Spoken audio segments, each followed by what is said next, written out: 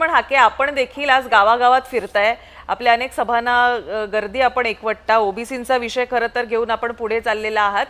त्या सामाजिक समीकरणांकडे या पायाभूत सुविधा किंवा विभागीय विकास कामं यानंतर आम्ही जाणारच आहोत. पण त्याआधी अगदी छोटा, जेव्हा की शेतकऱ्यांचा विषय येतोय, लक्ष्मण हाके, शेतकरी या विषयाकडे आपण कसं बघता?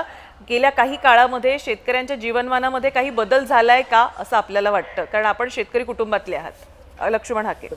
खरं तर पश्चिम महाराष्ट्रामधला शेतकरी आणि त्याच्या तुलनेमध्ये मराठवाड्यातला शेतकरी याच्यामध्ये जमीन आसमानचं अंतर आपल्याला महाराष्ट्रात बघायला भेटेल. विशेष करून मराठवाड्यातल्या 7-8 जिल्ह्यामध्ये तिथला जो लेबर आहे, म्हणजे ऊसतोड मजुराची संख्या जर तुम्हाला सांगायची म्हटलं तर ती 10 लाखाच्या घरामध्ये पोहोचते.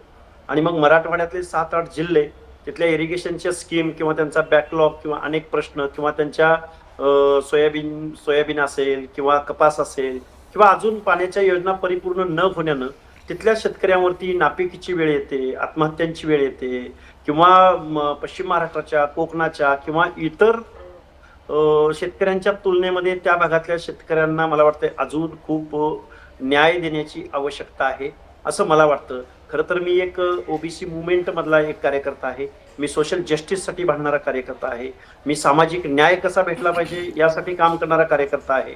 पण ओबीसी वर्गच मोठ्या प्रमाणात शेतकरी पण आहे.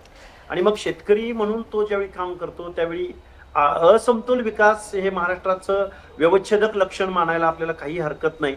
मी सरकारच्या वर्षपूर्तीवरती तुमच्या समोर माझं मत व्यक्त करत असताना मी जबाबदारीने सांगेन की सगळंच काही निगेटिव्ह असं विचार करायची आवश्यकता नाही, पण अजून पॉझिटिव्ह अजून काही गोष्टी करणं खूप आवश्यक आहे असं मला वाटतं. थोडे की जरूरत है असं म्हणतायत लक्ष्मण हाके.